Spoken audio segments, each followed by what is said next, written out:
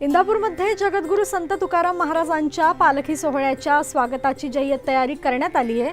पालखी आगमनाच्या पार्श्वभूमीवर संपूर्ण शहर सज्ज झाले असून वारकऱ्यांसाठी विविध सुविधा उपलब्ध करून देण्यात आल्या आहेत। दरम्यान राज्याचे कृषी मंत्री दत्तामामा भरणे यांनी पालखी मार्ग आणि व्यवस्थेची पाहणी करत तयारीचा आढावा घेतला। अनेक वर्षांची परंपरा जपत यंदाही भक्तिमय वातावरणात पालखी सोहळा पार पडणार आहे। तुकाराम महाराजांच्या पालखीचं आता आगमन होतंय, त्याची जे तयारी या ठिकाणी झाली आपल्याला पाहायला मिळतंय। आपल्यासोबत दत्तामामा भरणे आहेत।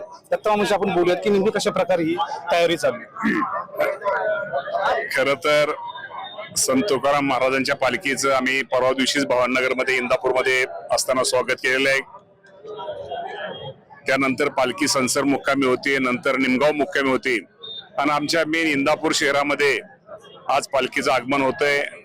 यानंतर रिंगण सोहळा होणार आहे। निश्चित प्रकारे राज्यातून आलेल्या सर्व आमच्या वारकरी बांधवांचं आज या पालखीच्या निमित्तानं इंदापूर तालुक्याचा लोकप्रतिनिधी या नात्यानं मी सर्वांचं स्वागत करतो। खरं तर त्या सर्वांच्या एक पायगुण आमच्या एक तालुक्याचं एक वैशिष्ट्य आहे की पालखी सोहळा हा सगळ्यात जास्त हा इंदापूर तालुक्यामध्ये पालखी सोहळ्याचे मुक्काम असतात आणि साधारणतः 63 किलोमीटरचं अंतर हे पालखी सोहळ्यामध्ये असल्यामुळे आमचा तालुका निश्चित प्रकारे त्या माझ्या वारकरी बांधवांच्या पवित्र पावलाने हा निश्चित प्रकारे आम्ही धन्य होतो आणि त्याचा निश्चित प्रकारे आम्हाला सर्वांना फायदा होतो।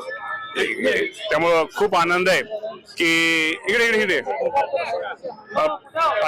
त्यामुळे हा पालखी सोहळा आणि आमचे इथले नगराध्यक्ष सगळे नगरसेवक शहरातले सगळ्यांनीच या पालखी सोहळ्याची जय्यत तयारी केली आहे। वारकऱ्यांची कुठल्याही प्रकारची गैरसोय होऊ नये ही आम्ही सगळ्यांनी काळजी घेतलेली आहे।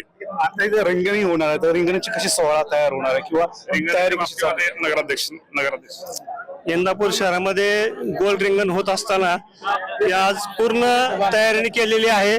बसण्यासाठी खास स्टेडियमची व्यवस्था आहे, महिलांसाठी वृद्धांसाठी आणि इंदापूर शहराच्या वतीनं चांगला सोहळा पार पाडण्यासाठी आम्ही सगळे प्रयत्नशील आहे। कशा पद्धतीने ही जय्यत तयारी या ठिकाणी चालल्याचं आपल्याला पाहायला मिळतं। याच माध्यमातून मोठ्या प्रमाणात ही जय्यत तयारी चालू झाल्याचं आपल्याला पाहायला मिळतं। विजय रणदिवे, सुदर्शन मराठी, पुणे। तुकाराम महाराज